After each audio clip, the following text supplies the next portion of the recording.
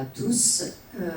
En deux mots, je me présente. Donc, je suis journaliste et je m'intéresse depuis quelques années à tout ce qui est mutation de la ville, que ce soit en termes d'urbanisme, d'environnement, de démocratie, de mobilité, quoi. Vraiment toutes les mutations qui traversent la ville. Voilà, en deux mots.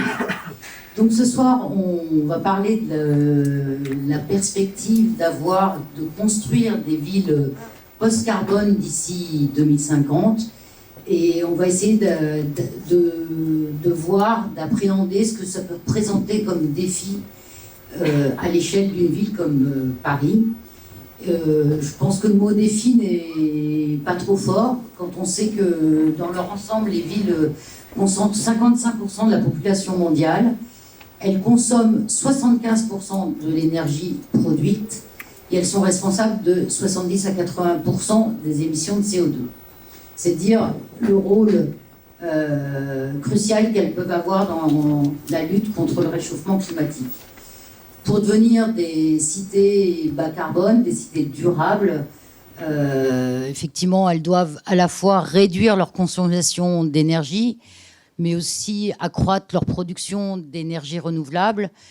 Donc, effectivement, tout un défi qui appelle une refonte en profondeur de nos modèles urbains. On va donc essayer d'appréhender ce que ça représente de devenir une ville post-carbone et ce que ça représente donc à l'échelle notamment pour Paris, d'une ville comme Paris. Pour débattre, donc, on a trois experts.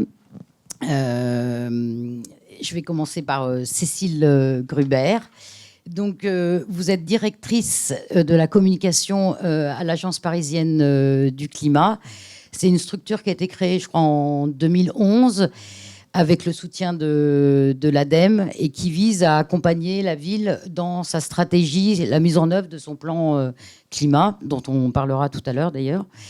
Et son rôle, c'est d'informer, d'accompagner les particuliers et les entreprises, les professionnels, dans leurs démarches et leurs projets d'efficacité énergétique. Après, il y a Laura Foglio. Donc, vous êtes... Foglia, pardon, excusez-moi, Foglia. Donc, vous êtes consultante en mobilité et vous travaillez donc avec Mathieu Ozano, qui est journaliste et écrivain, au sein du think tank qu'il a créé sur la transition énergétique, The Shift Project, qui œuvre donc en faveur d'une économie décarbonée. Et au sein de ce think tank, je précise quand même que vous êtes responsable des projets autour de la mobilité bas carbone. Enfin, Vincent Mignereau, vous êtes chercheur, écrivain, indépendant en sciences humaines et vous travaillez notamment sur la place singulière de l'humain dans son environnement. Vos travaux se focalisent plus précisément sur le risque d'effondrement de la civilisation thermo-industrielle, et ce qui vous a d'ailleurs conduit à créer en 2014, si je ne me trompe pas, l'association Adrastia. Alors, je regardais sur votre site, vous précisez qu'effectivement, ça vient du grec ancien, qui veut dire « auquel on ne peut échapper ». Donc, on ne peut pas échapper à cet effondrement. Je me permets de préciser qu'il y a aussi le sens de la protection dans l'étymologie du même mot. Donc, il y a aussi l'ambition. Quand même, vous faites bien de le préciser. C'est important. Bon, cette association a pour but donc de favoriser l'échange d'informations afin d'essayer de quand même au mieux anticiper effectivement ce déclin et de regarder un peu les aménagements les plus adéquats pour essayer d'atténuer les effets néfastes, voire dramatiques, quoi. Alors, je précise quand même que si vous partez un peu de la même analyse que les collapsologues, vous ne vous revendiquez pas, vous vous dissociez de ce mouvement de la collapsologie puisque selon vous, effectivement, il verse un peu trop dans le spirituel. Voilà. C'est le dire de façon très raccourcie, mais oui, je préfère ne pas être qualifié de collapsologue. Après, ça n'est pas très grave si on m'appelle collapsologue. Voilà. Donc, on va échanger pendant à peu près 35 minutes, et puis après, vous pourrez poser toutes les questions que vous voulez à nos interlocuteurs. Mais avant d'entamer donc les débats, on va donner la parole donc à Julie Romanet-Pérou d'Accenture, qui nous accueille, donc entreprise qui nous accueille ce soir. Julie, donc vous êtes managing director de la branche industrie X.0 d'Accenture. Voilà, et à ce titre, vous vous intéressez à la digitalisation des process industriels et à leur excellence opérationnelle grâce au numérique.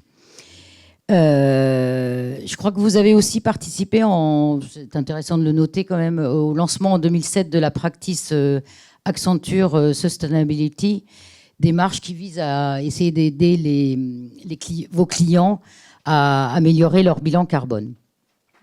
Et justement, là, je crois que ce soir, vous voulez notamment essayer de nous expliquer la façon dont la digitalisation peut aider les industriels à réduire leur consommation d'énergie. Donc, je vous laisse la parole pour une petite dizaine de minutes. Merci beaucoup. Donc peut-être juste, déjà, je suis très heureuse de vous accueillir ici. Tout ce comme on évoquait tout à l'heure, la sustainability, c'est quelque chose qui m'est cher, et même si je travaille pour des clients industriels, je trouve ça important de noter que finalement toutes les améliorations qu'on apporte permettent aussi au fin du fin de réduire les émissions de carbone. Donc voilà, je vais essayer de vous présenter un petit peu le cheminement pour montrer comment ça marche. Donc Industrie X.0, peut-être juste pour commencer, qu'est-ce que c'est? Donc c'est effectivement travailler pour des clients industriels et les aider à améliorer leur manière de travailler ou leur processus avec du digital. Voilà. Derrière Industrie X.0, qu'est-ce qu'il y a? Avant de rentrer dans cette partie plus industrielle, je voulais revenir sur quelques chiffres, parce que quand on parle d'émissions carbone, en fait, c'est pas très concret et on ne sait pas très bien ce qu'il y a derrière. Donc peut-être juste pour commencer, quelques chiffres que vous pourrez garder en tête. En tout cas, moi je trouve ça intéressant d'avoir quelques comparaisons en tête. Donc déjà, de savoir que le secteur informatique, c'est quand même 7% des émissions de CO2 mondiales. On dit que ça pollue autant que le secteur de l'aviation, faire une recherche Google en fonction de la complexité de la recherche, c'est 0,2 à 7 grammes de CO2 par seconde. Un email envoyé, c'est 4 grammes. Avec une pièce jointe, c'est 50 grammes. Et faire chauffer de l'eau pour une tasse de thé, c'est 7 grammes. Voilà. Bon, c'est juste pour se donner quelques ordres de grandeur. Et que Google représente 0,01% des émissions mondiales. L'industrie, puisque c'est un peu le sujet qui me concerne et qui m'intéresse, c'est quand même 38% de la consommation d'énergie et 24% des émissions de CO2. On parle beaucoup de data en ce moment, et la digitalisation veut dire de la data. 90% des données mondiales ont été créées ces 2 dernières années, et seulement 0,5% de toutes les données disponibles sont utilisées. On se dit qu'il y a un potentiel énorme derrière ça, et c'est bien tout la trajectoire vers l'analytics des industriels pour améliorer leur manière de travailler. Mais c'est quelque chose sur lequel il y a un grand gisement de valeur à venir. Peut-être aussi encore un petit chiffre avant de passer sur la partie plus ville. Entre 1965 et 2015, l'intensité énergétique mondiale consommée pour 1 $ de PIB a été diminuée par 1,5. Et en même temps, la consommation d'énergie a été multipliée par 3 globalement. Tout ça parce que la taille a été multipliée par 5. Donc on voit qu'il y a quand même, on va vers de l'efficacité, mais étant donné qu'il y a cette croissance derrière, il y a quand même une augmentation. Voilà. Et pour revenir à ce que vous évoquiez sur les villes, sur les 7 milliards de personnes que nous sommes aujourd'hui sur la Terre, il y en a quand même 50% qui vivent en ville, et les projections font qu'en 2030, il y aura 2/3 des personnes qui vivront en ville. Et qu'en ville, 1/3 des émissions, c'est les bâtiments. Voilà. Il y a aussi une grande partie des émissions qui sont sur les véhicules et tout le transport. Donc, par rapport à ça, la digitalisation, qu'est-ce que ça peut apporter? Donc, si on prend déjà ces deux exemples, que ce soit les bâtiments ou les voitures, les bâtiments, aujourd'hui, on parle beaucoup de smart building. Je ne sais pas si c'est un terme qui vous évoque quelque chose, mais de se dire comment est-ce que maintenant on va faire des bâtiments plus intelligents pour optimiser la consommation par rapport aux usages qu'on en fait. Donc ça, c'est quelque chose sur lequel Accenture a travaillé. Il y a déjà, on parlait de sustainability en 2007 quand ça a été créé. Donc à cette époque-là, on a commencé à travailler sur les smart buildings aux Pays-Bas pour la ville d'Amsterdam.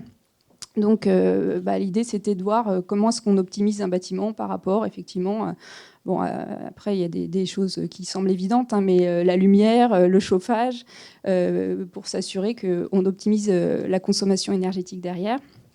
Donc ça, c'est quelque chose sur lequel Accenture a été assez précurseur. On travaille aussi beaucoup sur des sujets connected car ou le véhicule intelligent. Et on se dit que sur ce sujet, effectivement, ça va optimiser à la fois les émissions de CO2, mais aussi de se dire que on va sauver des vies, puisqu'il y a toujours des gains tangibles et des gains intangibles. Sauver des vies, c'est pas très quantifiable. On ne veut pas mettre de chiffres dessus, mais quand même, on se dit que ça a quand même des gros bénéfices. Et on verra dans l'industrie que c'est la même chose, d'optimiser un ensemble de process. Ça permet aussi d'optimiser la sécurité sur les sites. Donc, le Connected Car, on dit que ça peut sauver 720 000 vies. Bon, je ne sais pas trop comment c'est calculé, mais voilà, et optimiser le trafic derrière. Voilà. Et puis après, on parle d'effets sur les émissions carbone, mais je pense qu'il y a aussi des éléments par rapport à... On parle de e-santé, par exemple. L'accès aussi, la digitalisation va aider à accéder à la santé pour tout un tas de personnes qui aujourd'hui n'y ont pas accès. Et donc ça va dans le sens des principes de sustainability au sens plus large que juste les émissions carbone. Voilà. Et maintenant, je voudrais passer un petit peu plus sur des sujets industriels, au sens de ce que peut faire Accenture et en quoi on accompagne nos clients. Alors soyons honnêtes, pour commencer déjà, c'est de dire que le principal objectif des clients industriels n'est pas de réduire les émissions de CO2, mais quand même de réduire ses coûts et d'optimiser sa production. Mais au fin du fin, ça permet quand même de diminuer les émissions de CO2. Qu'on voit quand même apparaître des changements des pratiques, même si ce n'est pas encore généralisé. Mais typiquement, toutes les activités de maintenance industrielle, aujourd'hui, on arrive à prédire en fait quand est-ce qu'il faut faire de la maintenance de manière optimisée. Donc ça veut dire plusieurs choses. Ça veut dire que si on parle d'un site offshore pétrolier, par exemple, si on arrive à anticiper et à bien préparer l'intervention à l'avance, c'est-à-dire qu'on n'a pas besoin de prendre un hélicoptère une fois, deux fois pour aller voir qu'est-ce qui se passe, qu'est-ce qui ne va pas, quelle pièce il faut, j'ai pas les bonnes pièces, je reviens, et d'avoir un rythme de réparation plus approprié. Donc toute cette prédictive maintenance ça a ses bénéfices, donc éviter des allers-retours, et que peut-être de se dire la maintenance c'est tous les 2 ans, avec les statistiques et l'analytics qu'on peut récupérer de toutes les données qui existent sur les sites de production, en fait, on arrive à se dire non, c'est pas tous les 2 ans en fait qu'il faut faire cette maintenance, c'est peut-être tous les 5 ans, c'est suffisant. Donc également, on permet d'améliorer la durée de vie des installations et optimiser la durée de vie des installations, et donc moins d'émissions de CO2 derrière.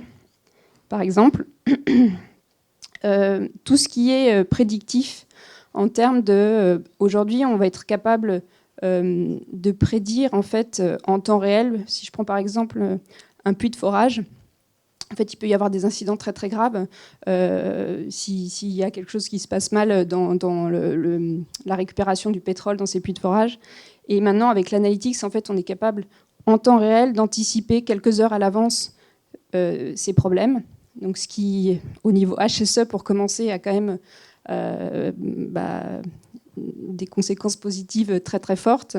Et puis derrière, en termes de continuité de production, c'est aussi comment optimiser cette production. Par exemple, on a eu un projet sur un site de gaz liquéfié en Australie, sur lequel maintenant on utilise l'analytics au quotidien.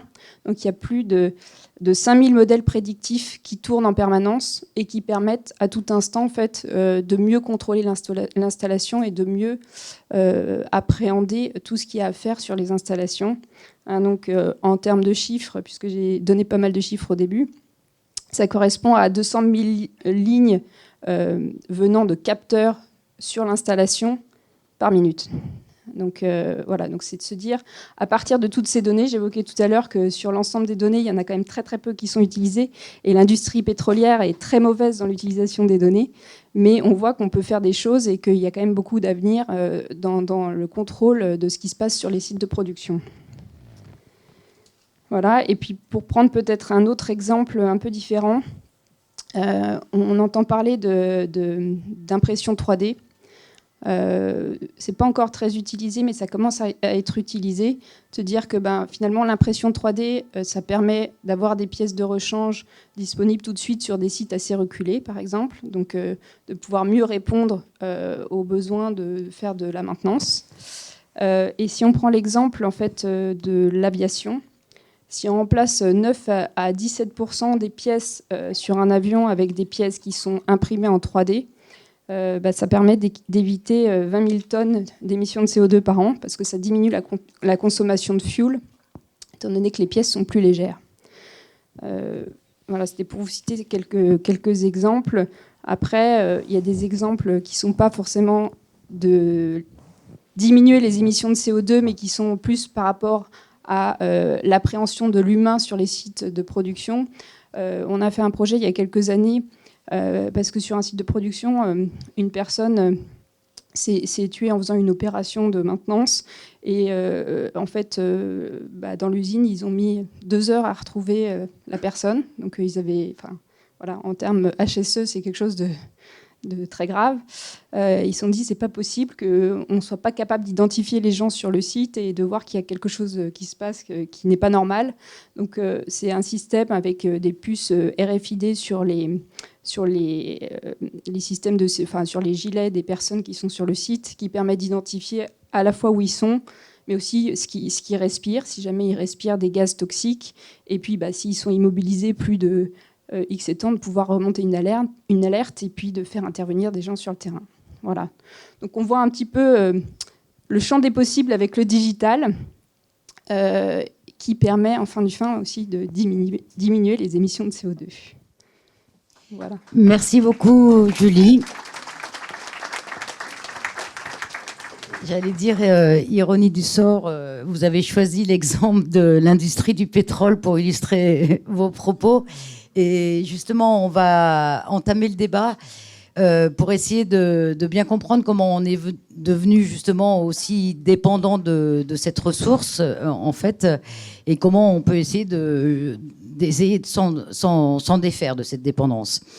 Et pour ça, je voulais vous proposer éventuellement de se prêter à un petit jeu petit exercice de prospective, en imaginant qu'en 2025, pour des raisons géopolitiques, la France n'est plus accès au pétrole. Et je vais me tourner vers Vincent pour lui demander quelles en seraient les conséquences pour le pays et puis finalement pour chacun d'entre nous au quotidien, quoi.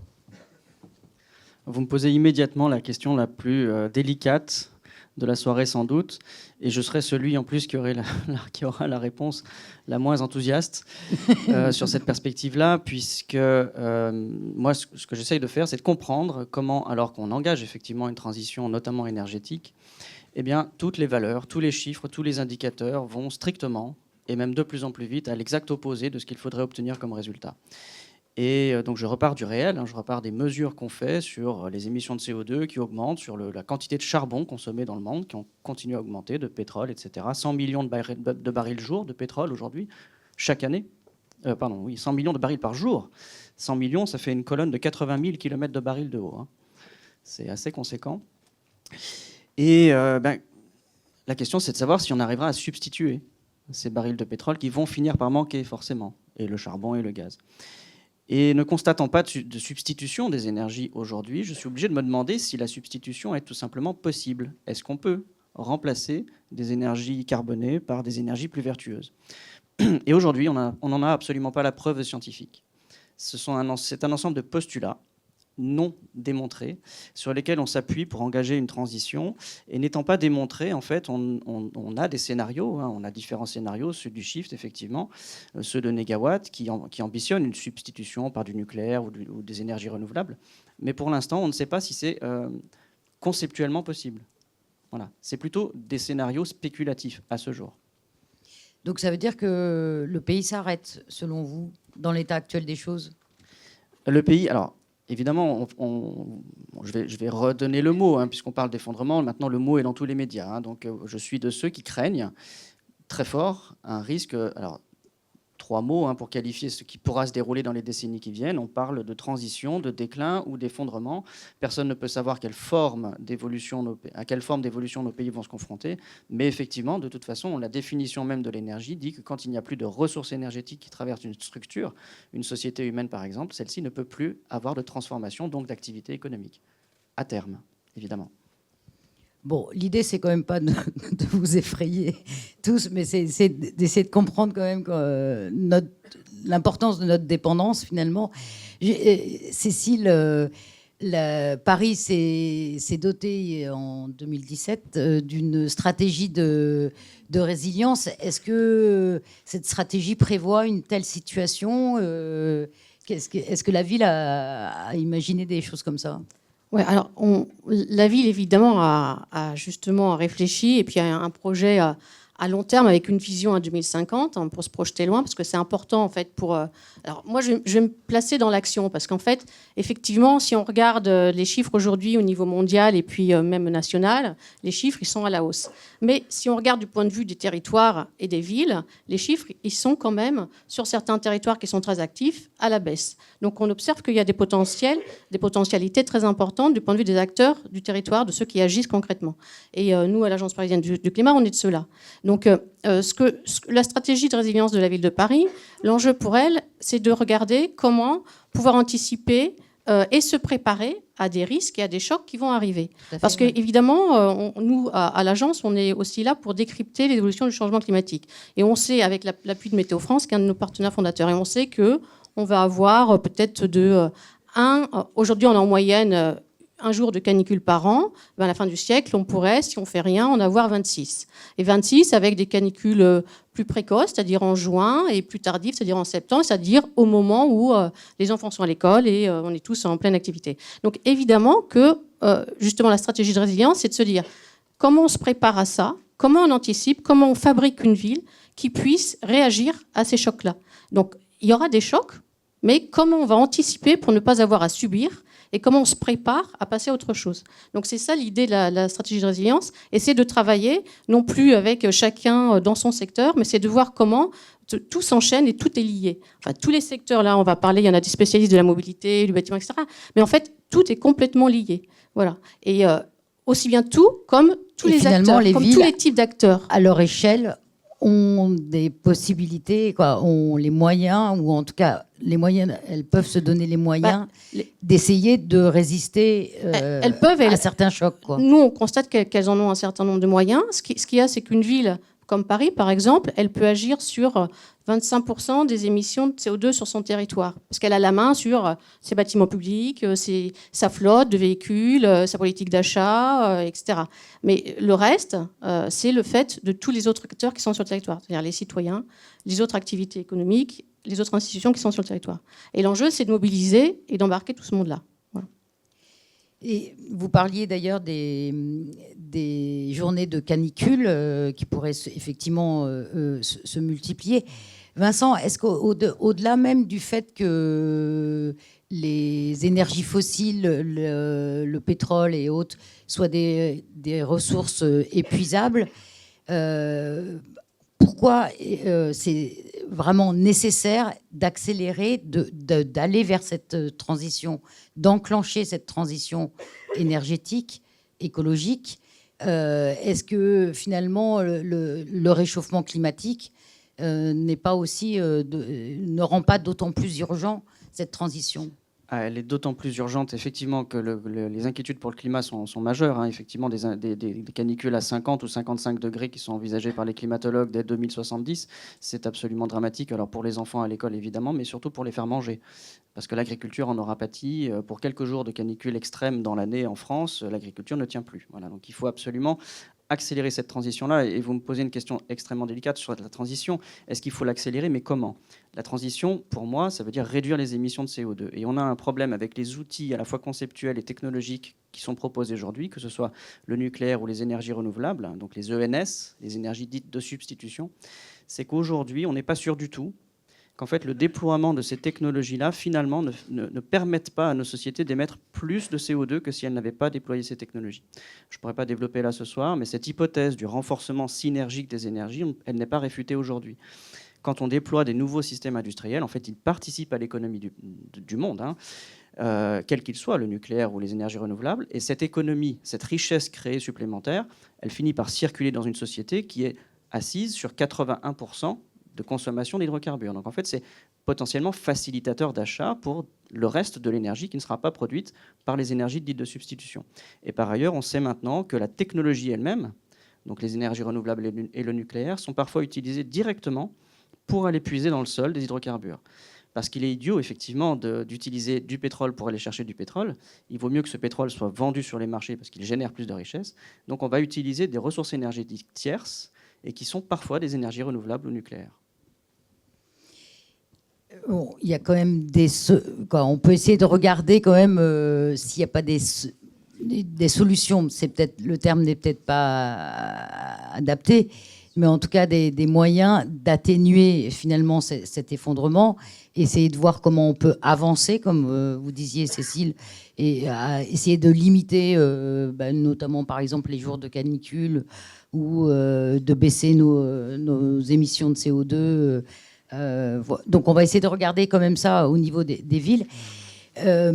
Laura, Mathieu Ozano, avec qui vous travaillez, écrivait en introduction d'un de ses posts de blog en novembre 2017, « Si l'urgence de la transition commence enfin à être comprise, la nécessité de dessiner une stratégie cohérente pour mener à bien cette transition continue d'être esquivée.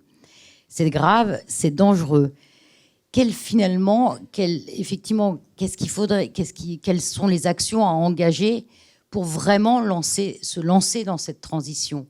Et qui doit les impulser, en fait? Oui, alors. Et je crois que vous avez rien à faire. Shift, on est moins, je dirais pas négatif, mais moins catastrophiste, quelque part. On se dit si c'est encore possible.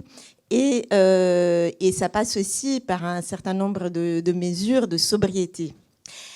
Alors, on a publié en 2017 un manifeste pour décarboner l'Europe.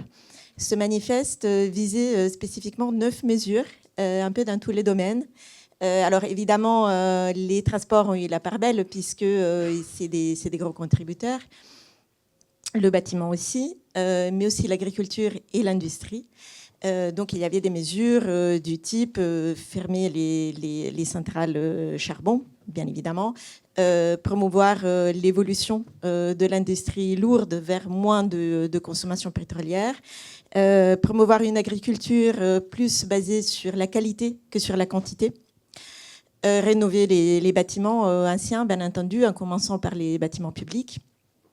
Et puis, en ce qui concerne les transports, développer un réseau de transport à grande vitesse en Europe qui puisse donner une alternative valable à l'avion et, bien entendu, promouvoir la transition dans les transports en ville. Alors, voilà, on est aussi en train de développer tout un travail, justement, à l'intention des élus, sur comment mener une transition vers des transports plus bas carbone dans les villes et en particulier dans les zones de moyenne densité. En fait, il faut agir sur tous les tableaux, ce que rappelait Cécile, à l'échelle d'une ville. Alors, agir sur tous les tableaux, 1. 2, il y a aussi des actions transversales. C'est-à-dire, on s'est rendu compte que, par exemple, et ce, malgré la prise de conscience de beaucoup, davantage de personnes, de l'urgence et de beaucoup de jeunes qui s'intéressent à l'urgence de la transition climatique, en réalité, la question du climat est très peu prise en compte dans l'enseignement supérieur. Nous avons fait une recherche et en fait, c'est pratiquement pas prévu dans les programmes, ou si ça l'est, c'est pour donner un peu un supplément d'âme. Voilà, on a mis un peu de climat, mais en fin de parcours. En réalité, les programmes scolaires et ceux de l'enseignement supérieur non plus ne prennent pas en compte l'enseignement nécessaire pour répondre à cette urgence. Donc, d'actions, il y en a plein. Enfin, oui. Je vais largement dépasser les 3 minutes. Il y a la finance. Enfin, voilà. Je m'arrête là parce que sinon, je vais être bavarde. Cécile, Paris s'est doté d'un plan climat. D'ailleurs, c'est une des villes qui a adopté assez tôt un plan climat dès 2017. Il a été actualisé en 2012 et là encore à nouveau en 2018. Paris a effectivement, ça on peut le reconnaître, a des objectifs ambitieux, puisque l'idée c'est de faire de la capitale une ville zéro carbone, neutre en carbone d'ici 2050 et entièrement convertie aux énergies renouvelables. Mais j'allais dire, au-delà de l'énoncé de ces objectifs, comment concrètement ça se traduit ? Quelles actions voilà, comment concrètement vous essayez d'aller vers ces objectifs, quoi. Alors, il y a tous les secteurs sur lesquels la ville va agir pour aller vers ces objectifs-là. Alors bon, je vais peut-être prendre le bâtiment. Bon. Mais il y a la mobilité, il y a les énergies renouvelables, il y a l'alimentation, il y a la consommation. Dernièrement, on faisait un café climat sur la mode et le climat. Et on sait qu'aujourd'hui, dans le monde, il y a suffisamment de pièces de vêtements pour habiller les 4 prochaines générations. Donc on est dans des délires de société de consommation incroyables. Mais c'est dans tous les secteurs. Là, c'est la mode, mais ça peut être dans tous les secteurs. Comme ça. Donc il y a déjà des très gros enjeux de sobriété, de réduction des consommations à la base, que ce soit dans tous les secteurs. Et il y a des façons de vivre qui vont devoir s'organiser différemment. Alors, par exemple, sur le bâtiment, nous, c'est un sujet qu'on a pris à l'Agence parisienne du climat de façon très opérationnelle, et on accompagne en fait la rénovation énergétique des copropriétés parisiennes. Il y a 43 000 copropriétés parisiennes, et le secteur du bâtiment à Paris, c'est le premier secteur le plus énergivore, et puis c'est le premier secteur le plus émetteur de gaz à effet de serre intramuros, parce que sinon c'est la mobilité. Et là... c'est le bâtiment qui est le plus énergivore. Oui, c'est le bâtiment aujourd'hui qui est le plus énergivore au sein de Paris. Au sein de Paris. Voilà. Donc, il y a 3 secteurs. Il y a le bâtiment, ensuite la mobilité, et puis tout ce qui est consommation déchets. Donc là, c'est un enjeu principal pour aller vers ce projet d'une empreinte carbone réduite de 80% d'ici 2050. Et l'enjeu, il est gigantesque. Mais depuis 10 ans, nous, on a vu déjà des tendances qui vont dans le bon sens. C'est-à-dire que ça fait 10 ans qu'on existe, donc on est sur ce secteur-là. Et aujourd'hui, on a mis en place un accompagnement grâce au soutien aussi des pouvoirs publics, parce que pour l'instant, sans eux, on ne fait pas, parce que le marché est encore nouveau, et on accompagne le marché professionnel sur ce secteur-là. On accompagne à peu près 2000 copropriétés, c'est quand même pas loin de 98 000 logements, donc c'est énorme. Enfin, en France, c'est une des villes qui accompagne le plus de rénovation de copropriétés privées. Avec un budget dernièrement sur 4 ans de la ville de Paris de 50 millions d'euros sur des dispositifs de financement, d'accompagnement, de financement. Et vous arrivez à convaincre une copropriété dans son ensemble à engager ces travaux qui ont un certain coût. Alors c'est notre métier. On a une équipe de conseillers qui vont accompagner et suivre le projet sur la durée du projet. Un projet de rénovation d'un immeuble, ça dure entre 3 et 5 ans. Et on arrive à les convaincre, évidemment, mais ça reste évidemment complexe. Mais c'est possible. C'est-à-dire qu'aujourd'hui, on a depuis 5 ans généré 88 millions de travaux. Et on sait que 2000 copropriétés, c'est quand même gigantesque pour arriver. Donc, on a tous les outils. L'enjeu, après, pour accélérer, parce qu'aujourd'hui, on fait la preuve que c'est possible, et sur tous les types de bâtiments. On fait la preuve qu'on a les outils financiers, qu'on sait qu'on a les outils méthodologiques, qu'on a les outils réglementaires. Bon, il y a toujours des choses à améliorer, mais on peut y arriver avec ce qu'on a. Du point de vue technologique, les entreprises savent faire. Il y a encore des entreprises qui restent à être formées. Il y a aussi une image qui doit changer, parce que faire travailler des architectes sur la rénovation de la copropriété, ça reste quand même assez peu prestigieux pour aujourd'hui, et même dans les formations des entreprises. Donc il y a des sujets encore très culturels comme ça qu'il faut faire bouger. Mais sinon, on a toute la panoplie des outils qui existent pour faire avancer ce chantier. Et simplement, on sait qu'il y a un saut d'échelle et radical à avoir. Et c'est sûr qu'il est très, très important. En fait, il faudrait que vous puissiez multiplier encore plus il faut qu'on multiplie par 10 ce qu'on fait aujourd'hui. Il faut qu'on multiplie par 10. Et nous, on a calculé que pour arriver à 2050, l'objectif de la ville de Paris, c'est de rénover 1 million de logements. Donc, il faudrait, et on a, nous, estimé qu'il nous faudrait 40 milliards d'euros. Bon, 40 milliards d'euros, c'est pas grand-chose. C'est l'équivalent du comment s'appelle, la Rocade Express, le Grand Paris Express, merci. Voilà.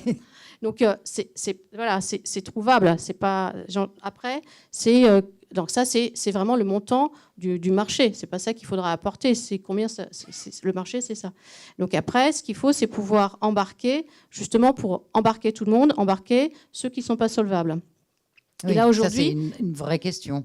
C'est une question, mais en fait, c'est une question sur laquelle il y a déjà des réponses très importantes. Parce que nous, sur des opérations qu'on fait, avec les aides de l'Agence nationale de l'amélioration de l'habitat, on arrive à, pour des personnes très, très modestes, à les aider à financer jusqu'à 90% de leur quote-part sur les travaux. Donc, on peut embarquer, aujourd'hui, on sait embarquer tout le monde dans une copropriété, même ceux qui n'ont pas les moyens. Avec des rénovations, lourdes ou juste des Alors, nous, notre enjeu, vitrages. c'est évidemment d'aller le plus loin possible. Alors, je regarde parce que je sais que vous évoquez ce sujet-là. Bien sûr, aujourd'hui, il faudrait qu'on arrive à diviser par 2 les consommations. Aujourd'hui, nous, en moyenne, sur le parc qu'on accompagne, c'est ce que j'allais demander. Voilà, on est aujourd'hui à 30%. Donc, il y a aussi ça. Il y a une baisse de 30% de la consommation d'énergie. Il y a un gain énergétique. De 30%. Après, sur certaines opérations, on peut aller plus, mais en moyenne, c'est 30%. Voilà. Laura, vous avez rappelé là, tout à l'heure qu'effectivement, il fallait tout autant, j'allais dire, travailler aussi sur les transports, la mobilité, en rappelant qu'effectivement, c'était quand même un des gros émetteurs de CO2. Paris, depuis quand même un certain nombre d'années, essaye de réduire la place de la voiture, de réduire. Il y a une volonté affichée et ça se voit un peu en partie. Est-ce que néanmoins c'est suffisant dans ce domaine ? Décidément, ça me réussit. C'est pas mal. Parce que Paris, alors juste pour donner une idée des parts modales de transport sur Paris intramuros, on est à peu près à 10% pour la voiture particulière, on est à plus de 50% de déplacement à pied, ce qui est quand même très bien.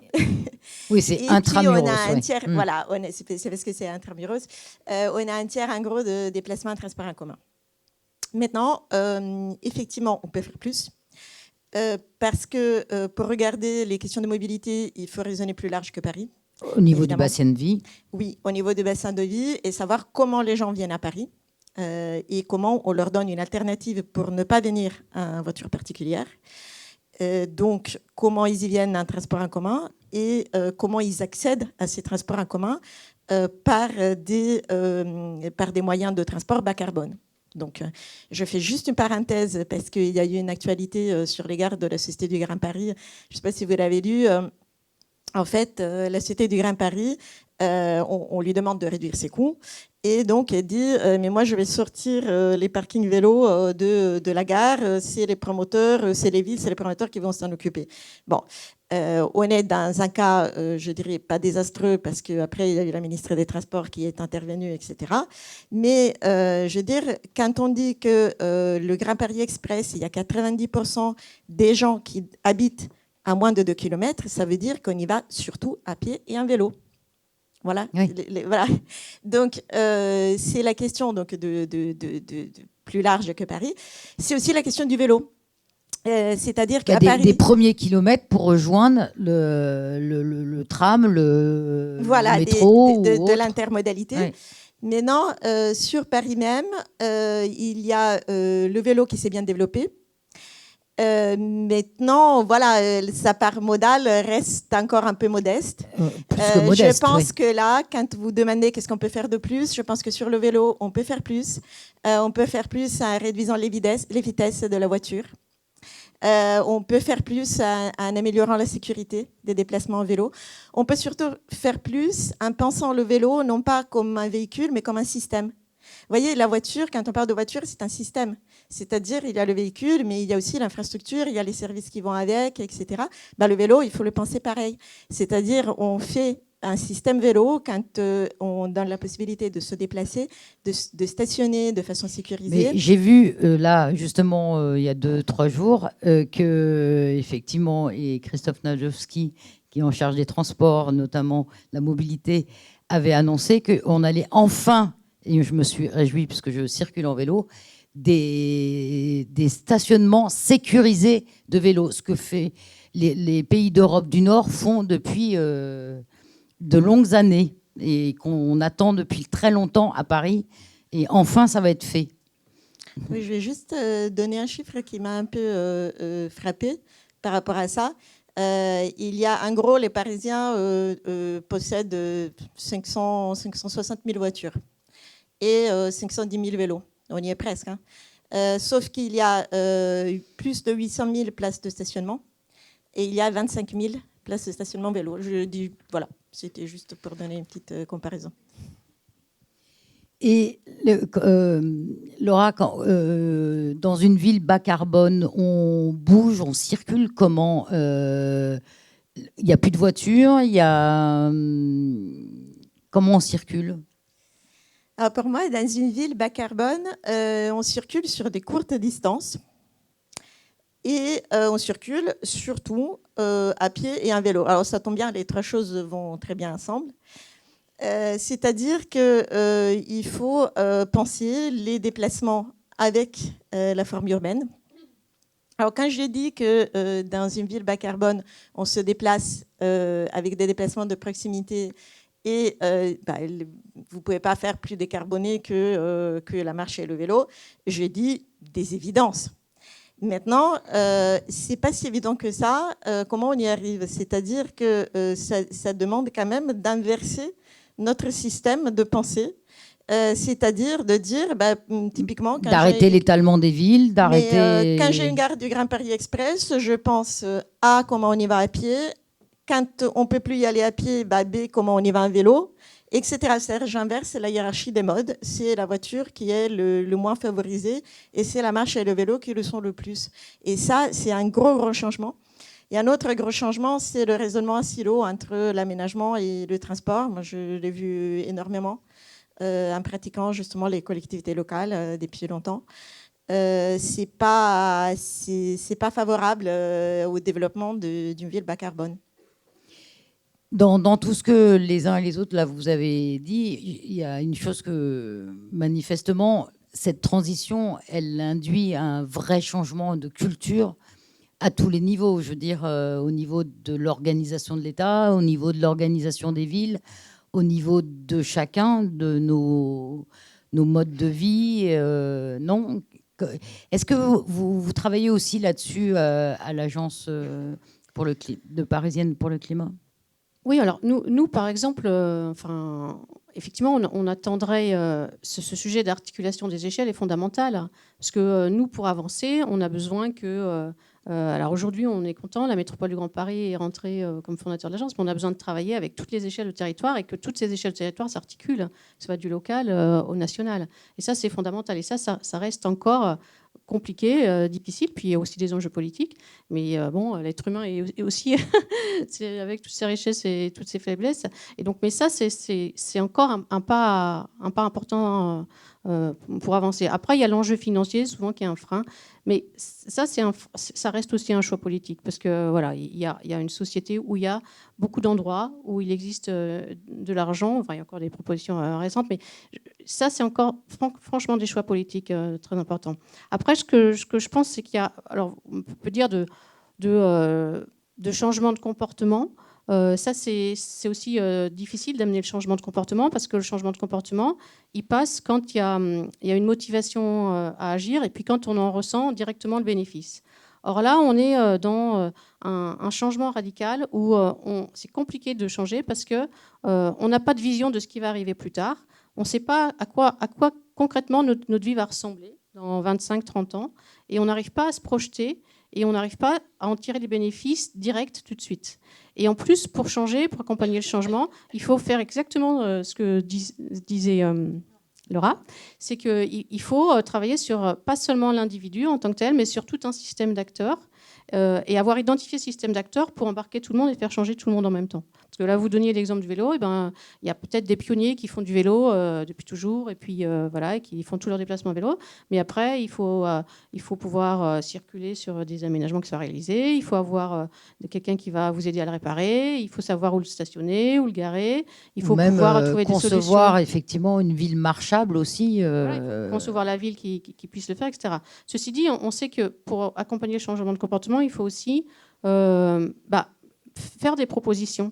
Quand il y a une proposition qui a été de dire je donne un nouvel outil, je fais une offre qui est celle de dire je mets en place Vélib.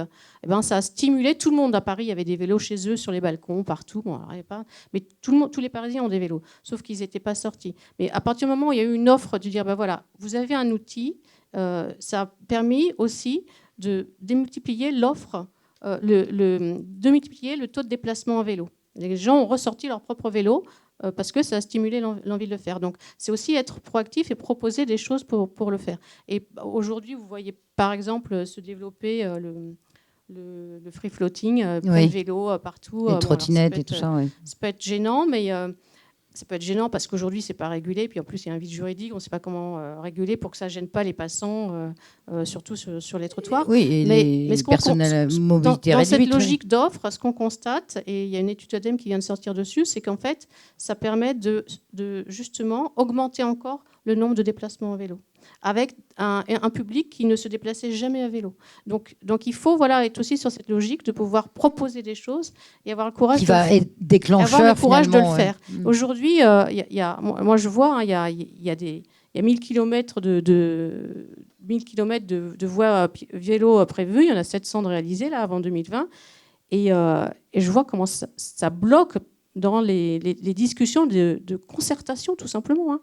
On concerte sur le terrain avec X 1000 acteurs, et ça peut bloquer même à des niveaux politiques, mais c'est incroyable. Donc là, c'est aussi à chacun, d'un moment donné, de venir à la concertation, parce que viennent que ceux qui ne sont pas d'accord à un moment donné. Mais les projets, ils ne sont pas bloqués au niveau politique, là, pour le vélo, ils sont bloqués à des niveaux très locaux, dans les concertations locales. Voilà. Donc c'est aussi à chacun, quand il y a un projet, d'y de aller venir exprimer, oui. Et d'exprimer aussi son désir que ça se fasse. Que ça bouge, oui. Voilà. Vincent, j'allais dire, ça vous fait sourire tout ce que vous entendez, parce que vous êtes plutôt sceptique, j'allais dire, sur les chances de réussite de cette transition, mais... Tout dépend des objectifs qu'on se donne. Vous avez parlé de mutation culturelle, le cœur est là, le cœur du problème, il est là. Et nous sommes issus d'une culture qui a quelques siècles, qui est la culture de la liberté, du choix libre. Et peut-être que c'est une part de notre handicap pour ambitionner et envisager une transition. Alors j'ai un discours un peu sidérant, un peu plombant sur les perspectives, mais je n'ai pas de discours qui disqualifie toute forme de transition et de sobriété. Au contraire. Simplement, il faut vraiment nous engager dans des, vous l'aviez dit, vous l'avez très bien dit, dans des proportions de changement qui sont très au-delà de ce qu'on observe. Et très au-delà et de façon très stratégique, en déconstruction du paradigme de la liberté dans lequel on vit, c'est-à-dire que les contraintes que nous allons découvrir aujourd'hui, c'est exactement celles qu'on a repoussées historiquement, dont on a cru pouvoir s'affranchir éternellement. Et une contrainte en particulier qui nous oblige à faire une transition très intelligente au sens noble du terme, c'est-à-dire stratégiquement efficiente, eh bien, c'est de considérer que quand on avance vers la sobriété, on libère effectivement du pétrole, par exemple. Si la France s'engage à réduire son PIB, comme elle le devrait pour réduire son impact environnemental, eh bien, elle va libérer des potentiels d'exploitation du pétrole. Mais ce pétrole-là, il ne va pas rester sagement enfoui dans le sol. Non, parce qu'il y en a d'autres qui le... Et voilà. Et ça, ce paradigme de la liberté, dans le sens où on prend une décision et ça se passe bien, c'est fini, en fait. Aujourd'hui, on va prendre des décisions qui vont... On est tous interconnectés, quoi. On est tous interconnectés. C'est des décisions qui vont être des arbitrages très durs, parce qu'il ne faudra pas non plus lâcher trop vite l'emprise que nous avons sur les ressources, parce que moi, les barils de pétrole qui vont rester dans le sol, je ne veux pas que ce soit, par exemple, des pays qui basculent vers les extrêmes sur le plan politique, qui les récupèrent, ce qui viendrait impacter mon propre choix de transition en France. Vous voyez ce que je veux dire? Et oui, c'est aujourd'hui ce qui se passe à l'échelle mondiale, c'est que l'inscription géostratégique de l'exploitation des ressources est aussi politique et morale. Et donc une transition, c'est de la sobriété parce qu'il faut réduire notre impact, mais c'est aussi de la stratégie politique à grande échelle pour que des pays qui ont, je l'espère encore, des perspectives morales nobles ne se fassent pas doubler en accélérant trop. Enfin, vous voyez, c'est décélérer à la juste cadence parce qu'on n'est pas tout seul. Voilà. Mais il faut peut-être pas... Oui, oui, allez-y. Ouais, je me disais quand même, enfin, l'énergie a toujours été à l'origine des guerres dans le monde. Enfin, géopolitiquement, c'est l'énergie, c'est le pouvoir de l'énergie qui a déclenché les guerres. Et donc, à partir du moment où on est moins dépendant et on en veut moins, on peut se dire aussi que, avec cette vision-là, eh ben, peut-être qu'on peut aller vers justement une paix nouvelle dans le monde, parce qu'on sera moins dépendant de cette énergie-là. Alors après, il y a l'eau, ça c'est un autre sujet, qui a déclenché aussi des guerres. Oui. Mais l'énergie, si on est moins dépendant, voilà, on peut aussi Il faut que nous en devenions tous moins dépendants en même temps. Et c'est la gouvernance. Vous posez la question de la gouvernance mondiale en période de transition, et elle est centrale. Oui, mais on peut aussi vous rétorquer que on va peut-être pas attendre que tout le monde soit d'accord pour y aller, et que peut-être que chacun à notre niveau, on peut déjà évoluer, que les villes, regardez des villes aux États-Unis qui essayent d'aller contre, quoi, qui ont décidé de continuer dans ce sens, dans le bon sens, j'allais dire, par rapport aux décisions de Trump. Je veux dire, les villes aussi ont quand même, j'allais dire, si elles le veulent, une possibilité d'avancer, non, Laura? Oui, moi je vois pas en quoi ça serait contradictoire avec le fait de se rendre plus indépendant du pétrole, plus sobre. C'est-à-dire qu'il y a certainement des enjeux de contrôle géostratégique, mais le fait d'être plus indépendant de la ressource pétrole ne pourra qu'augmenter la force. Au contraire, pour moi, c'est un avantage compétitif, c'est une force stratégique, c'est d'avoir pu anticiper la baisse connue à l'avance et prédéterminée de la ressource pétrole. Et justement, l'économie qui aura su entamer la transition à temps et l'anticiper et la préparer et tout ça, c'est l'économie qui va s'effondrer le moins. Vous avez dit exactement le terme adéquat, à temps. C'est-à-dire que le pays qui le fait à l'échelle en premier s'expose. C'est pour ça que la COP21 ne fonctionne pas. Et qu'aucun pays ne l'applique dans les faits et que certains se retirent de la COP21. C'est parce que le premier qui s'engage vraiment à respecter les accords se met en péril sur le plan géostratégique. Donc vous avez dit l'expression adéquate, c'est à temps. Et autant que possible, tous en même temps. C'est-à-dire qu'on ne bouge pas. Et si. Mais il faut coordonner. En fait, là, si on bouge très rapidement, il faut lire Géostratégie d'une planète déréglée. Je crois que c'est le titre du livre de Jean-Michel Valentin. La Chine, l'Asie, appuyée en partie par la Russie, avec des accords commerciaux très importants, construisent une nouvelle route de la soie qui part effectivement de l'Asie jusqu'à l'Islande, en partie pour exploiter les hydrocarbures du Grand Nord, et puis pour avoir une emprise commerciale très forte sur l'ensemble de l'Europe et de l'Afrique, etc. Oui, si l'Europe prend la décision d'accélérer très fort sa déprise sur les ressources, je n'ai absolument rien contre les Chinois. Il se trouve que ce sont les Chinois qui risquent d'avoir la main sur la politique, la gouvernance mondiale demain. C'est une possibilité, ce n'est pas une certitude. Mais si on se désengage très vite, je ne crois pas que les Chinois, eux, vont se désengager. Et en fait, le bilan pour la planète, il ne changera pas. Les barils de pétrole, on a perdu des marchés au Qatar, par exemple, sur le gaz, qui ont été récupérés par la Chine. En fait, pourquoi je parlais de liberté? Parce qu'en fait, l'humanité, jusqu'à cette construction très occidentale de la pensée, qui est celle de la liberté, elle n'a fait que des arbitrages très difficiles. Et parfois des sacrifices même pour éviter des conflits, pour avoir l'emprise sur les ressources. Nous allons rentrer dans une perspective où il va falloir arbitrer entre le maintien de la structure politique, économique de nos pays et des arbitrages sacrificiels. Alors, le mot est très lourd, mais oui, il va falloir faire des sacrifices pour avancer vers une sobriété stratégique avec les moyens que vous mettez en place, mais pas non plus trop vite pour ne pas être débordé de toutes parts. Il faut maîtriser la chose, en clair. maîtriser, c'est un mot très important. Le climat risque d'avancer vers une période chaotique. Et c'est vraiment contre ça qu'il faut lutter. C'est la survenue d'un chaos global. Alors, vous vouliez... Parce qu'on peut continuer encore longtemps Ouais, enfin, je voulais juste préciser que pour moi, précisément, l'État ou l'économie qui s'est anticipée, elle n'est pas perdante, mais elle est gagnante. Donc c'est à l'inverse, c'est-à-dire que c'est celle qui s'est anticipée, qui sait se positionner, qui sait se rendre relativement indépendante, parce qu'on est tellement dépendant que se rendre plus indépendant ne nous rendra de toute façon pas indépendants.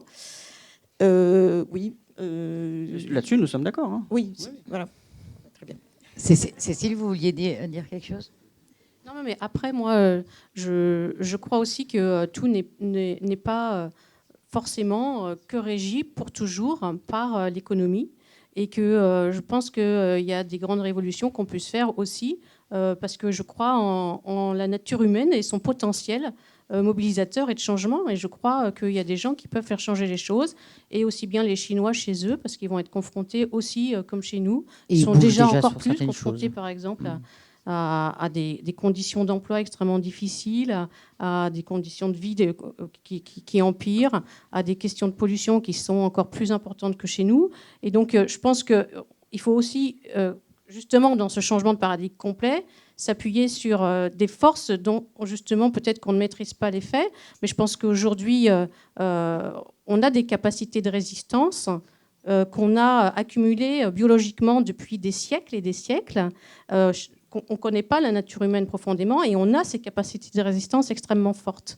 Et donc, je fais une aparté, parce que je pense qu'on est toujours dans le prisme de dire, bah voilà, le monde est régi par l'économie et l'argent, mais je pense qu'il y a d'autres parts qui peuvent vraiment avoir leur rôle à jouer. Et je pense que cette espèce dont on fait partie, la biodiversité, a une capacité de réaction importante. Voilà. Il y en a d'autres, parce que nous, il y a d'autres espèces qui nous survivront. Mais nous, on a quand même une capacité très importante, parce qu'en fait, la planète, elle nous survivra. Donc, c'est que je pense qu'en nous, on a cette capacité-là. Et que ça, on ne l'exploite pas. On ne l'exploite pas comme il faudrait l'exploiter. Aujourd'hui, on sait que, par exemple, quand vous avez des traitements, je fais une aparté hors sujet, mais quand même, c'est pour montrer la capacité. Quand vous avez aujourd'hui des traitements contre le cancer, et vous savez que ces traitements tuent toutes les cellules saines également. Eh bien, il y a aujourd'hui des techniques, comme par exemple faire un jeûne, qui va permettre de mobiliser la possibilité que ces traitements chimiques extrêmement lourds ne touchent pas ces cellules saines qui sont qui sont ravivées dans une histoire très ancienne de notre histoire biologique. Et donc, il y a des techniques pour arriver à ça, ce qu'on n'avait jamais imaginé avant. Donc, c'est quand même... Donc, je me dis que notre corps, notre potentiel est quand même très fort, et que je pense qu'il faut croire aussi à ce qu'on est capable de faire, nous, en tant qu'êtres humains. Donc, je pense que ce prisme de l'économie, il faut penser qu'on peut arriver aussi à radicalement changer la façon dont on est capable de vivre, et de vivre heureux dans un autre espace que celui dans lequel on est. Mais on a difficilement la possibilité d'envisager d'autres scénarios de vie que ceux avec lesquels aujourd'hui on discute complètement, quoi. Ouais, allez-y. Oui, je voulais juste rebondir sur... alors là, on a parlé d'économie, mais effectivement, moi, par ailleurs, je ne suis pas du tout sûre que cette dépendance du pétrole, et cette dépendance de la consommation, et cette dépendance des objets produits par le pétrole nous ait rendus plus heureux en termes de société. Donc, moi, quand je dis sobriété, j'imagine pas un monde où que ça soit mortel. Et en plus, je veux dire, on peut se permettre aussi de revenir retrouver un certain bien-être sur un certain nombre de choses. Ceux qui sont dépendants de la voiture et qui se retrouvent sur les ronds-points, ils sont pas forcément très heureux de leur dépendance. Donc, arrêtons aussi de penser que toujours plus de consommation. Enfin, osons penser autrement aussi. Je crois qu'on pourrait approfondir encore plus le débat. Vous aurez compris qu'il y a des personnes plus ou moins optimistes dans la transition engagée. Je vais vous laisser la parole. Vous pouvez poser des questions à nos trois intervenants. si vous...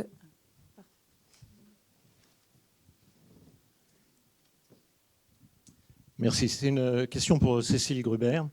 Est-ce que vous avez commencé une analyse de la substitution des modes de transport qui sont substitués par le free floating, par les trottinettes ou les vélos électriques? Je vais un peu plus loin. Est-ce qu'ils substituent vraiment des modes qui sont des modes émissifs, ou est-ce que ça substitue des déplacements à pied, des déplacements en métro, des déplacements en vélo que les Parisiens acceptent ou non de sortir de leur appartement? Est-ce que globalement c'est positif? Là, je n'ai pas l'analyse dessus. Ce que je sais, c'est que ça a permis à une population qui n'utilisait pas, pour ce qui est du vélo, qui n'utilisait pas le vélo, de utiliser ce nouveau type de déplacement. Est-ce que ça se substitue à un autre type de déplacement? Je ne saurais pas vous dire précisément. Ce que je pense qui est important surtout, c'est d'étudier dans ces types de déplacements l'impact que ça peut avoir sur la santé. À partir du moment où ça reste un impact positif, c'est aussi intéressant. Et ça, je ne sais pas le dire. Je sais que le vélo, c'est un impact très positif sur la santé et qu'on est une population extrêmement sédentaire aujourd'hui. Donc, dès qu'on peut faire de l'activité physique, c'est extrêmement important. Et donc, ça, c'est aussi important. Mais, parce que voilà, dans cette transition, il y a différents types d'impacts qui sont importants à prendre en compte, pas seulement le volet énergétique. Mais voilà, je ne saurais pas vous répondre, mais peut-être que voilà, l'étude de l'ADEME le précise, je ne saurais pas vous dire. Oui, bonsoir, j'avais une question pour Madame Gruber et pour l'ensemble des intervenants. Je faisais tout à fait par hasard des recherches sur les minières, sur les richesses de l'Afrique, et je suis tombé sur une espèce d'énorme flaque noire qui en fait correspondait au Brent le plus pur, c'est-à-dire celui qui va nécessiter le moins de raffinage et va permettre d'apporter la richesse la plus grande, et donc celui qui est convoité.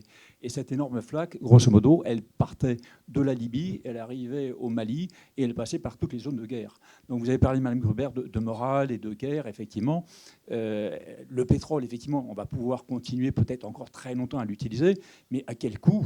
Et si on s'en dégage, est-ce qu'on ne va pas pouvoir dégager de l'argent pour faire des investissements quand même plus moraux dans des choses beaucoup plus productives pour la vie? Je pense notamment, par exemple, aux pays qui produisaient du pétrole. L'Arabie saoudite, ils font des investissements qui n'ont plus rien à voir avec le pétrole maintenant. Ils s'en dégagent, ils ont compris que c'était une fin d'histoire. Alors, nous allons devoir nous dégager de la dépendance au pétrole parce que nous allons en manquer au cours de ce siècle. Alors on dit depuis toujours qu'il y a 40 ans de pétrole devant nous. En fait, c'est une légende, parce qu'en fait, on aura toujours probablement 40 ans de pétrole devant nous, mais chaque jour un peu moins. C'est ça, en fait, la fonction de Huber, la courbe de Huber, c'est qu'à partir du moment où on passe un pic, un plateau, et puis ensuite ça descend. Donc il y a toujours 40 ans de pétrole devant nous.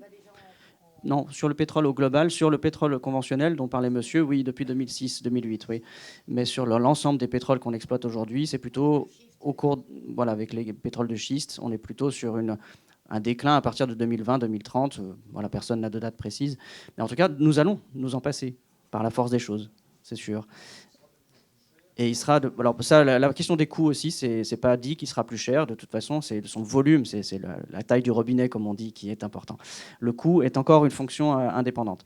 Est-ce que la question que vous posez, je peux pas vous répondre en même temps parce que vous n'êtes pas enregistré, c'est compliqué. La question que vous posez, c'est est-ce qu'on a des choix moraux possibles ou des choix politiques possibles indépendamment de la ressource énergétique essentielle qui est celle que tout le monde utilise? Eh ben, c'est une question ouverte que j'ai posée lors de mon intervention et à laquelle je ne peux pas répondre oui. C'est pas possible de dire oui. Si on s'affranchit du pétrole le plus possible et le plus tôt possible, on va garder une indépendance morale et politique. Je n'en suis pas sûr du tout. Et c'est pas comme ça que se sont construites les histoires des civilisations ou même des peuples de chasseurs-cueilleurs qui toujours ont eu une dépendance à leurs ressources énergétiques, totalement indépendamment du pétrole. L'énergie, c'est ce qui nous fait fonctionner nos cellules, et donc notre cerveau, et donc nos relations sociales, et donc comment on construit des cultures aussi. Donc je vous renvoie vers les hypothèses que je pose dans mes travaux, mais il n'y a pas de découplage entre la circulation d'un flux énergétique et la forme des sociétés, y compris sur le plan moral et politique. Donc je ne peux pas répondre à votre question, ou en tout cas je la laisse ouverte, et je serai plutôt de ceux qui diront s'affranchir du pétrole immédiatement et garder une liberté de pensée et une liberté de choix moral, ce n'est pas une certitude. Oui, j'ai deux petites questions. Donc, je suis tout au bout là-bas. La première, c'est comment vous imaginez en fait la surface à Paris en 2050 ? Est-ce qu'il y a beaucoup de verdure, des arbres, etc. Est-ce qu'il y a quand même besoin de garder des couloirs pour transporter les marchandises et quel type de véhicules transportent les marchandises ? Est-ce qu'il y a encore des gens qui se déplacent dans des véhicules quand même, par exemple des gens qui sont handicapés ou des choses comme ça ? Et l'autre question, c'est est-ce qu'on a trouvé le moyen de rapprocher les gens de leur lieu de travail ? Est-ce qu'il y a un système, par exemple informatique, où quand on change de boulot, du coup on peut changer de logement et se rapprocher de son... Voilà. Est-ce qu'on a imaginé ça ? Parce que c'est quand même un élément extrêmement important dans la pollution actuelle, c'est la distance. Alors, avant que vous répondiez, parce que je ne connais pas votre expertise, mais justement pour aller dans l'illustration de l'urgence à agir dans la sobriété tout en étant intelligent, etc., pour vous donner un ordre d'idée de ce qu'il faut engager comme modification pour la ville de Paris, je discutais avec Julien Dossier, qui est un des rapporteurs du rapport qui a été fait par Quattrelibri, Paris neutralité carbone en 2050, et qui m'expliquait qu'en plus d'une trajectoire de transition, de sobriété, de réduction de la circulation automobile au cœur de Paris, pour compenser les émissions résiduelles qui restent, les émissions de la ville de Paris pour le chauffage et autres, les émissions de CO2, il faut donc planter des forêts. Très bien. Alors, les forêts, ça capture le CO2 pendant un temps, mais pas éternellement. Donc, il faut planter des forêts, ça marche pendant quelques décennies, mais la quantité de forêts qu'il faut planter pour une neutralité carbone en 2050, après une démarche de sobriété, autour de Paris, c'est l'équivalent de la surface de la Corse. Voilà, donc il faut y aller. Bon, moi, évidemment, je vais faire une réponse totalement différente. Non, mais oui. Donc, déjà, il faut commencer. Donc, après, on verra. Vous posiez la question plus spécifiquement du télétravail, il me semble, ou de la distance. Rapprocher les gens de leur travail. Rapprocher les gens de... Vous l'avez souligné tout à l'heure. Oui, tout à fait. Alors, il faut rapprocher les gens de leur travail et de tout l'ensemble de leur destination. Je rappelle un chiffre, c'est que sur Paris, le motif domicile-travail à la dernière enquête des transports qui date de 2010, 16% des déplacements. C'est pas beaucoup. Donc, alors, j'entends pour domicile-travail ceux qui vont au travail et reviennent du travail. C'est-à-dire qu'après, c'est pas que les Parisiens ne travaillent pas, c'est qu'ils vont faire travail, achat, etc. Alors, qu'est-ce que ça veut dire ? Ça veut dire que le potentiel de réduction du CO2 par un télétravail est relativement limité. Si on démultiplie ça par le fait que tous les travaux, enfin tous les métiers, ne sont pas télétravaillables, par le fait qu'on peut télétravailler qu'un certain nombre de jours par semaine, etc., etc. En revanche, sur la distance des déplacements, ça c'est très intéressant d'agir sur la distance des déplacements, et en particulier sur la distance des déplacements domicile-travail qui sont les plus longs, en région parisienne comme à Paris. Évidemment, à Paris, si on considère intramuros, ils sont plus courts, mais c'est les déplacements où on utilise le plus la voiture, c'est les plus longs, et donc il faut les réduire déjà pour pouvoir passer aussi à des modes moins carbonés comme la marche, le vélo. Moi, juste pour rebondir sur est-ce que la ville sera végétalisée, en fait, il y a un enjeu aussi d'adaptation de la ville. Et notamment en ville, il y a un effet d'îlot de chaleur urbain qui est très important. Et donc, effectivement, aujourd'hui, la ville de Paris met en place un certain nombre de politiques de végétalisation très importants, puisqu'elle a prévu d'aménager 30 hectares d'espaces verts, de végétaliser les toitures, de travailler sur justement aussi tout le travail sur les matériaux et d'avoir 50% du territoire qui soit perméable aussi. Et donc avec des matériaux qui aient une albédo plus faible et puis qui puissent aussi avoir un effet de rétention d'eau. Donc il y a toute une politique effectivement de végétalisation très importante parce que c'est une réponse importante à justement l'îlot de chaleur urbain. Et puis après, il y a aussi tout le travail sur l'adaptation des bâtiments. Et ça, ça fait partie aussi de la rénovation, mais c'est un enjeu très fort. Et puis de rafraîchissement de la ville. Alors aujourd'hui, la ville a travaillé sur des parcours de fraîcheur avec l'enjeu, c'est que chaque Parisien puisse avoir accès à un espace rafraîchi qui soit à moins de 7 minutes de son domicile. Donc là, il y a tout un ensemble de parcours de fraîcheur qui peuvent être à la fois, qui ont été identifiés, qui peuvent être à la fois des parcs, des espaces de baignade, qui peuvent être aussi des espaces publics qui sont plus frais, comme des musées ou même des lieux de culte, qui sont identifiés, que vous pouvez retrouver dans une application qui s'appelle Extrême à Paris, sur laquelle vous pouvez retrouver tous ces parcours de fraîcheur et qui vont être enrichis prochainement avec un maillage plus fin qui seront l'aménagement d'îlots frais dans la ville, qui seront des dispositifs pour se rafraîchir sur des petits îlots très localisés qui seront aménagés juste quand il y aura des vagues de chaleur très importantes, c'est-à-dire supérieures à 30 degrés. Voilà. La ville, quand même, a effectivement entreprend quand même pas mal de choses, et notamment autour de l'agriculture urbaine, autour de la verdisation des rues, autres. Après, Paris, quand même, il faut le rappeler, une ville très minérale. Donc, même en 2050, je doute qu'elle soit vraiment très majoritairement verte. Ça paraît un peu compliqué. Pas majoritairement, mais en tout cas, il y aura des sols. Enfin, l'enjeu, c'est quand même 50% de sols perméables, ce qui est quand même un défi très, très important. Oui, mais sol perméable ne veut pas dire forcément vert. Non, mais alors, je serais précisément, effectivement, j'espère qu'elle sera et qu'on pourra effectivement, mais c'est une ville extrêmement dense. Voilà, c'est tout petit, Paris, et c'est très minéral. Mais aujourd'hui, on travaille sur des dispositifs, plutôt à l'échelle métropolitaine, pour développer effectivement des infrastructures vertes et réintégrer des forêts, des petits bois dans l'agglomération, donc plus au niveau métropolitain. Et on expérimente plein de dispositifs comme ça, par exemple à Aubervilliers, sur un projet qui s'appelle Tierce Forêt, où on a des architectes ont imaginé pouvoir réaménager, donc sur plein d'espaces aujourd'hui minéralisés, des parkings, des nouveaux types de bois qui pourraient remplacer ces espaces minéralisés et puis végétaliser davantage. Je souligne juste une chose, on voit, et ça c'est transparent, on l'a remarqué dans nos échanges, Paris est amené de plus en plus, la ville de Paris est amenée de plus en plus, et c'est un impératif, à travailler avec les territoires qui l'entourent si elle veut vraiment mener sa transition à une vraie transition. Je veux juste souligner ça. On ne peut plus se contenter de raisonner à l'intérieur du périph', quoi.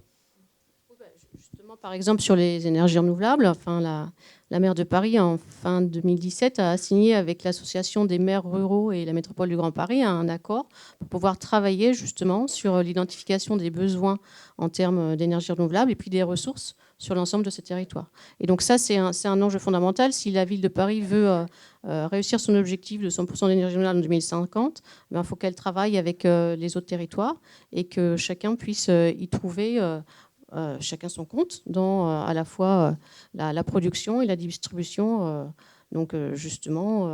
locale de ce type d'énergie. Donc ça, c'est un enjeu fondamental, mais sur la mobilité aussi, c'est un enjeu fondamental.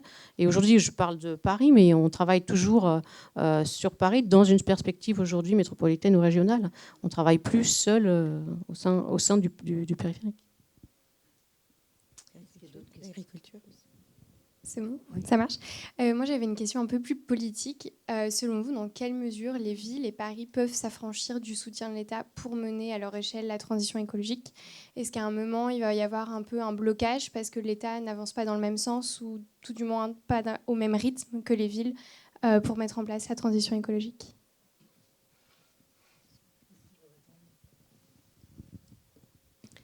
Non, elle ne peut pas s'affranchir justement du rôle de l'État parce qu'elle en a besoin. Il y a des choses qu'elle ne peut pas faire, des choses qu'elle est bloquée parce que législativement, les villes sont parfois interdites de faire des choses. Donc elle a besoin que l'État puisse aussi agir de son côté. Simplement, aussi... la ville, elle ne fait pas tout. Il y a aussi les citoyens. En témoigne l'affaire du siècle. Moi, j'espère que, par exemple, on dit qu'est-ce qui se passe en 2025 ? Et peut-être qu'il n'y aura pas un recours en 2025, mais il y en aura à plusieurs, et qu'on mettra en responsabilité chacun, parce que chacun est responsable. La ville de Paris, parce qu'elle fait des choses très bien, elle est très ambitieuse, mais elle ne va pas assez loin sur certains volets. L'État, parce que justement, il ne tient pas ses engagements dans l'accord de Paris. Et donc, effectivement, il y a encore, mais on ne peut pas s'affranchir, on est tous dépendants à certaines échelles. Toutes les villes ne peuvent pas faire que seules. Et donc, c'est important, pour à un moment donné, passer ce saut d'échelle, que l'État prenne ses responsabilités, bien sûr. Je vais juste rajouter qu'il faut absolument une stratégie de la part de l'État. La stratégie nationale bas carbone n'est pas vraiment une stratégie dans la mesure où elle n'est pas... non, mais c'est vrai, elle n'est pas obligatoire. C'est juste des indications. Et en fait, en termes de mobilité, donc, il y a un projet de loi, il faut quand même le rappeler, la loi d'orientation des mobilités, un projet de loi qui a été déposé, présenté au Conseil des ministres fin novembre, et qui et qu'on attend, et qui a posé un certain nombre de principes qui vont dans le bon sens, puisqu'il y a une reconnaissance des mobilités actives avec des dispositifs à la faveur du covoiturage, etc. Par contre, pas vraiment de stratégie au sens, vous voyez, une loi d'orientation, il n'y en a pas tous les jours. La précédente, c'était 1982, la LOTI, la loi d'orientation sur les transports. Ça a été extrêmement structurant sur la profession. Alors là, on n'en est pas vraiment à de la vraie stratégie. Il y a des outils. On a parlé dans la presse de boîte à outils, c'est vrai. Il y a des outils qui ne sont pas vraiment hiérarchisés vers une vision cohérente d'une politique de transport du futur. C'est-à-dire, quelle est la politique de transport pour les 40 prochaines années? Et ça manque un peu. Et beaucoup. Concrètement, par exemple, dans la loi de transition énergétique pour la croissance verte, il y a prévu un service public de l'efficacité énergétique de l'habitat. Ce service public, on l'attend toujours. Donc, effectivement, mais ça, c'est à l'État de le mettre en place. Et nous, concrètement, on joue ce rôle, mais sans moyens aujourd'hui, alors qu'on a un rôle fondamental et qu'on accompagne complètement l'émergence de marchés. Donc, effectivement, on a besoin de l'État pour agir sur ça. C'est indispensable. Et surtout qu'ils fassent ce qu'ils disent aujourd'hui et qu'ils y mettent les moyens. Sur ça, on l'attend. On attend aussi que la contribution climat-énergie, elle soit fléchée sur les territoires. Et ça, c'est quelque chose qui ressort de l'État. Voilà. Flécher ces contributions climat-énergie pour les territoires, ce sera pour nous, et ça va redescendre directement en passant par les collectivités via les acteurs locaux qui engagent ces actions-là directement sur le terrain. Et ça va avoir un effet très important. Mais voilà, ça, c'est des décisions qui relèvent vraiment de l'État. Puis, si je peux juste rajouter quelque chose, flécher les financements, surtout quand on prélève des taxes, c'est fondamental. Bonjour, je vais poser la question suivante. On voit qu'un des enjeux essentiels là-dedans, c'est en fait la capacité de tout un chacun d'accepter un changement profond de notre manière de vivre et donc de trouver du bonheur dans la sobriété, d'arriver à moins consommer, en fait, ce genre de choses. Donc, c'est pas évident à faire. Et je pense que pour beaucoup de gens, ce sera très difficile. Voilà. Et du coup, est-ce que vous savez s'il existe des initiatives pour travailler là-dessus? On fait beaucoup de choses techniques, beaucoup d'aménagements, vous parlez de choses très intéressantes. Mais est-ce qu'il existe des choses pour travailler sur l'humain d'ores et déjà? Moi, j'ai un peu cherché, j'ai pas trouvé grand-chose. J'ai trouvé un truc qui s'appelle Conversation Carbone et qui a été créé en Suisse. C'est des groupes de parole où les gens disent comment moi j'imagine ça, et bon voilà. J'ai envie d'aller voir ce que c'est, mais est-ce que vous savez s'il existe des choses dans ce genre-là? Moi, par exemple, en fait, pour accompagner le changement de comportement, nous, par exemple, on met en place... Il faut pas que ce soit... ça s'adresse à un individu isolé. Il faut que l'individu il soit engagé dans un groupe, en fait. Et le changement de comportement, il fonctionne comme ça. Et donc, nous, on a mis en place, par exemple, des défis, des challenges en groupe. Et un qui s'appelle, je ne sais pas s'il y en a qui connaissent ici, Famille Énergie Positive. Voilà, donc c'est des dispositifs qui engagent des groupes de personnes, des équipes qui vont se challenger, qu'on accompagne, pour mettre en place simplement des éco-gestes dans leur logement et s'engager à réduire sur la période de chauffe, c'est-à-dire entre en gros décembre et fin avril, s'engager à réduire de 10% leur consommation d'énergie. Et donc, ils vont se challenger, on va les former à ces éco-gestes, parce qu'il existe une panoplie importante. On va les former aussi à lire leurs factures énergétiques, à prendre connaissance de ce que c'est que la réalité de la consommation d'énergie dans le bâtiment où ils habitent. Et puis, on s'aperçoit qu'en fait, au final, on arrive, justement, les accompagnant comme ça, à faire entre 15 à 20% de réduction de consommation d'énergie, qui se traduit par des économies vraiment en euros sur la facture directement. Et surtout, on se rend compte que si tout le monde s'y mettait, c'est pas grand-chose dans la réalité, parce que ça ne change pas les habitudes de vie réellement. Si tout le monde s'y mettait, à Paris, on a calculé, aujourd'hui, on a accompagné 1000 familles, mais si tout le monde faisait ce qu'avaient fait ces 1000 familles-là, on économiserait à peu près la consommation énergétique des 4 arrondissements centraux. Donc, du coup, si on le fait tous, on voit bien que là, c'est un impact très, très important. Donc oui, il y a des dispositifs comme ça. Il y en a un autre sur les déchets qu'on a lancé, pareil, avec un enjeu. Et donc ça amène, ça aide au changement de comportement, parce que le fait d'expérimenter, de vivre quelque chose, ça conduit justement à prendre conscience que c'est possible. Et c'est le fait d'expérimenter et de vivre quelque chose en groupe qui est extrêmement stimulant et qui peut amener ce changement de comportement. Oui, alors c'est une question qui est très importante, parce qu'on observe beaucoup d'initiatives spontanées de changement de vie qui sont un petit peu désorientées, qui ne savent pas trop quoi faire. Est-ce qu'il faut s'autonomiser ou est-ce qu'il faut baisser ses revenus? Enfin, voilà, il y a beaucoup de questions se posent et puis personne n'a vraiment de réponse. Par contre, il y a beaucoup de gens qui y réfléchissent et un ensemble de réseaux assez informels se constitue depuis plusieurs années, plus ou moins informels. Je vais en citer 4. Alors 4 portes d'entrée, et après vous explorerez ces portes d'entrée pour rencontrer des gens dans la vie réelle. Donc l'association Adrastia que j'ai fondée a un réseau de ce type et fonctionne sur le principe de la communication et de partage d'informations. Les groupes, alors c'est facile à trouver, vous tapez Transition 2030 sur Facebook et vous allez trouver une constellation de groupes, à la fois un très grand groupe de discussion, un forum de discussion où vous pourrez poser des questions qui vous travaillent, et en même temps une quantité assez grande de groupes locaux, vraiment qui sont des initiatives très naturelles, enfin qui se sont constituées naturellement et spontanément, et qui vraiment sont des lieux de partage très importants, très intéressants. Et bien sûr, tout le réseau de la collapsologie, même si, à titre personnel, j'ai des divergences méthodologiques et paradigmatiques, mais peu importe, ils existent et ils ont raison d'exister. Donc la collapsologie est une très bonne porte d'entrée pour accéder à ces réseaux.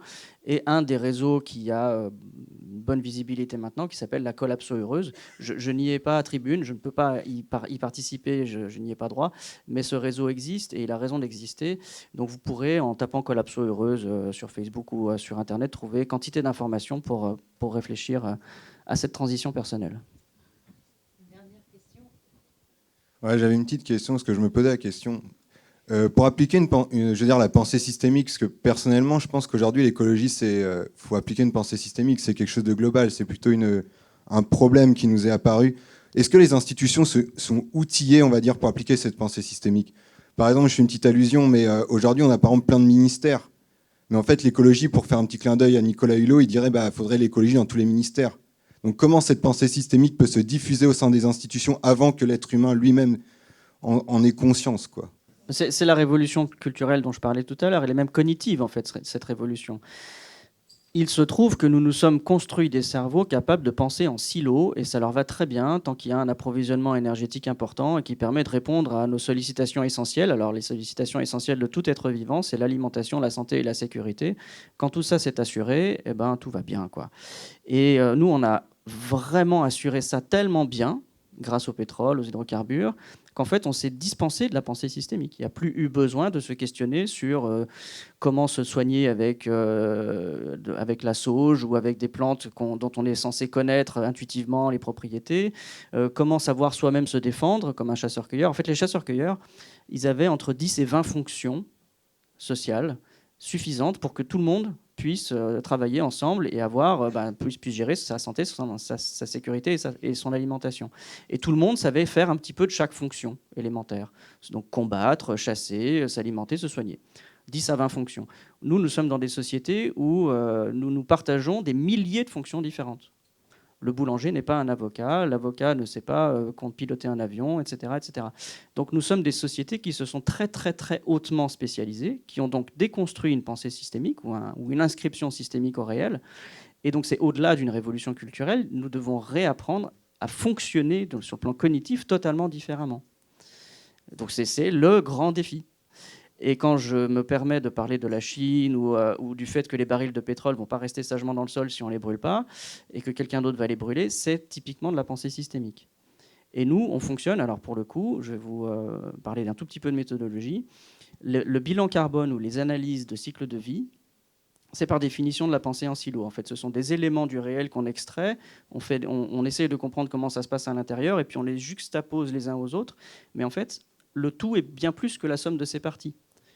La biosphère, c'est un système complexe qui est fait de quantité de processus interchevêtrés qui ne peuvent pas s'extraire les uns des autres. Et nous, on plaque des bilans carbone dessus. Et donc, ça ne marche pas. Donc, on a des bilans carbone, on essaye de comprendre le truc. Et puis, en fait, toutes les données vont totalement à l'opposé des bilans carbone et des scénarios qu'on fait. Ben voilà ce que nous devons effectivement réintégrer. C'est une méthodologie de travail totalement différente à celle que nous utilisons jusqu'à présent. Bien, écoutez, merci. En guise de conclusion, j'ai envie de vous demander à chacun de vous trois quels seraient le ou les principaux messages que, suite à ce débat, que vous donneriez à la salle. Utilisons l'énergie du coup pour casser la pensée en silo et nous remettre à un systémique. Moi, je dirais que nous, on est dans l'action. Donc, il y a voilà, ce que j'aime bien reprendre, c'est un peu aussi ce que disait Valérie Masson-Delmotte, c'est qu'un demi-degré, ça compte, toute action, ça compte, et puis justement, toute année compte. Donc, il ne faut pas attendre, et puis il faut agir, et c'est en agissant qu'on est heureux, et donc qu'on peut trouver des solutions pour battre justement cette évolution du changement climatique. Oui, alors vous m'aviez posé effectivement la question d'une façon de conclure, et ça tombe bien puisque là nous parlons de révolution culturelle, de mutation culturelle, et on ne pourra la faire qu'en se réinscrivant, nous en tant qu'humains, dans l'histoire longue qui nous a fait nous tous. Et cette histoire longue, elle a 2 à 3 millions d'années, c'est tout le genre homo, c'est tout le fonctionnement de nous en tant qu'êtres pensants, marchants, ayant le pouce opposable, etc. Nous sommes le résultat de tout ça. Donc c'est juste une recommandation, le livre Cataclysme de Laurent Testo reprend toute cette histoire à la fois merveilleuse et terrible, dramatique parfois de l'humanité et surtout de l'impact environnemental qui est vraiment une problématique très très très ancienne et qui nous est peut-être intimement liée. Voilà, le Cataclysme de Laurent Testo. Et Laura et Cécile, vous avez un film, un livre à conseiller? Oui, moi je revoyais récemment une conférence de Gilles Clément. Qu'il a tenu au Collège de France. C'est accessible sur Internet, sans problème. Le jardin planétaire. Je vous le conseille vraiment parce que en fait, il parle à la fois de nous, de nous comme des jardiniers, en fait, de ce jardin qui s'étend sur toute la planète. Donc, on est tous interconnectés par ces échanges qui ont lieu au niveau de la biosphère. Et aussi, il parle d'une façon très, très belle et très poétique de cette épaisseur dans laquelle nous vivons et qui est limitée. La biomasse est limitée. Et donc, ça dit tout ce qu'il faut. Et d'une façon très poétique en plus. Cécile? Alors moi, je vais conseiller, pas un livre ou un film, mais il y en a des très beaux, mais plutôt d'être dans l'action. Parce qu'en fait... je pense qu'il y a énormément de choses dans lesquelles on peut s'investir très vite et changer très très vite. Et c'est par exemple le secteur de l'alimentation. Et donc je vais vous parler par exemple dans le 13e, il y a un projet, je ne sais pas s'il y a des gens qui habitent le 13e ici, qui ont peut-être entendu parler, il y a un projet de créer un supermarché coopératif comme celui de la Louve dans le nord de Paris. où là l'enjeu, c'est de justement devenir sociétaire et puis de gérer l'approvisionnement de ce supermarché avec des produits locaux, avec des produits de qualité. Et donc, si vous voulez vous engager demain pour justement réduire les transports d'approvisionnement, promouvoir une agriculture de qualité, de proximité et par la même occasion améliorer votre santé et réduire les émissions de gaz à effet de serre, c'est vraiment une belle aventure de s'engager dans un dispositif comme ça. Donc, ça s'appelle les grains de sel. Donc, vous tapez, vous allez voir sur la plateforme et ils attendent. Ils ont besoin de 1500 sociétaires pour commencer. Ils viennent de lancer leur appel. Donc, voilà une initiative très facile pour tout de suite s'engager dans le changement dès aujourd'hui. Et il y en a plein d'autres sur le site de l'Agence parisienne du climat et puis sur le site des acteurs du Paris durable, où là, vous avez une profusion aussi d'associations, de structures qui sont engagées et qui vous proposent un tas de solutions et de parcours de changement en fonction aussi de votre façon de vivre, de vos propres intérêts, de vos propres hobbies, de vos propres compétences professionnelles. Donc, n'hésitez pas aussi à suivre ces dispositifs qui sont à votre disposition pour mettre en place des actions au quotidien chez vous ou dans votre entreprise en général. Écoutez, sur cette bonne parole, en tout cas, merci à tous les trois et j'espère que le débat vous a intéressé.